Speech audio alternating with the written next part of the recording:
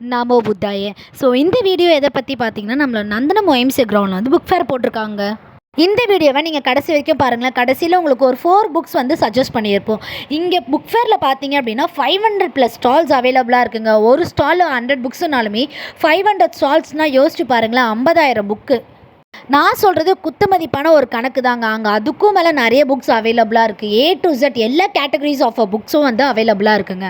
இந்த book fair 5 days தாங்க அவைலபிளாக இருக்கும். அதுவும் இல்லாமல் இந்த பொங்கல் அப்போது நீங்கள் ரொம்ப ஃப்ரீயாக இருப்பீங்க, ஃபேமிலியோட அங்கே போகலாம் இங்கே போகலாம் பிளான் பண்ணியிருப்பீங்க. எனக்காகவும் உங்களுக்காகவும் இந்த புக் ஃபேர் விசிட் பண்ணுங்கள்.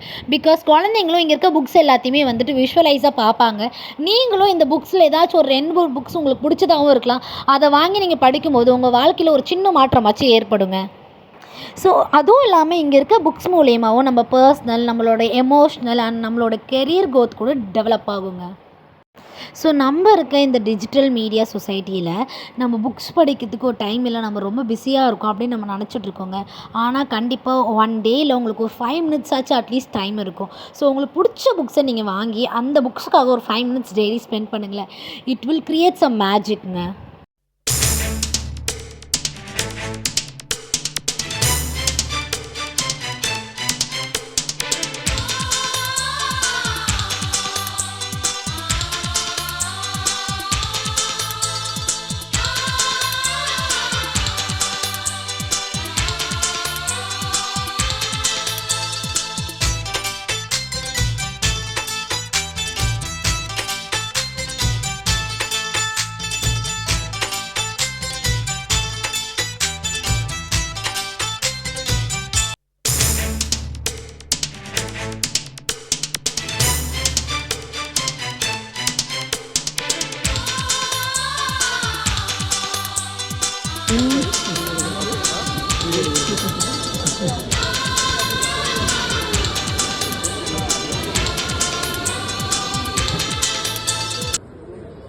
ஸோ இந்த புக்கு பேர் வந்து கோசலை. இது ஒரு நாவல், தமிழ் பிரபா அவர்கள் எழுதினது. ஸோ இந்த புக்கு நான் கண்டிப்பாக சஜஸ்ட் பண்ணுவேன் எல்லாருக்குமே. கொஞ்சம் நீங்கள் வந்து பிகினர் ஸ்டேஜை தாண்டி, பிகினரும் படிக்கலாம், பட் பிகினர் ஸ்டேஜை தாண்டி இருந்தீங்கனாலும் இந்த புக்கு கண்டிப்பாக படிக்கலாம். ரொம்ப நல்ல கதை. சென்னையில் சிந்தாதிரிப்பேட்டில் நடந்த கதை. ஸோ இன்னும் ரிலேட்டபுளாக இருக்கும்னு நினைக்கிறேன் சென்னையில் இருக்கவங்களுக்கு.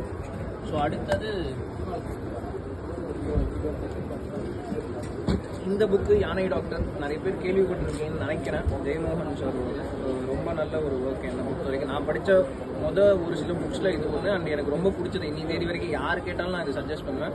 அண்ட் ஒருவேளை இந்த புக்கு தாண்டி இந்த புக்கு அறம்ல வந்துட்டு யானை டாக்டரோட சேர்த்து இன்னும் 10 சிறுகதைகள் இருக்குது. ஸோ நீங்கள் இதுவும் கூட எடுத்து படிக்கலாம். அந்த 10 சிறுகதைகளும் சேர்த்து படிக்கணும்னு ஆசைப்பட்டால் அறம் கூட சேர்த்து மிச்ச கதைகளும் இதில் இருக்குது. 100 நாற்காலிகள், மனங்கான், அந்த மாதிரி நிறைய நல்ல கதைகள் இதில் இருக்குது. ஸோ நீங்கள் இதுவும் நீங்கள் எடுத்து படிக்கலாம் கண்டிப்பாக.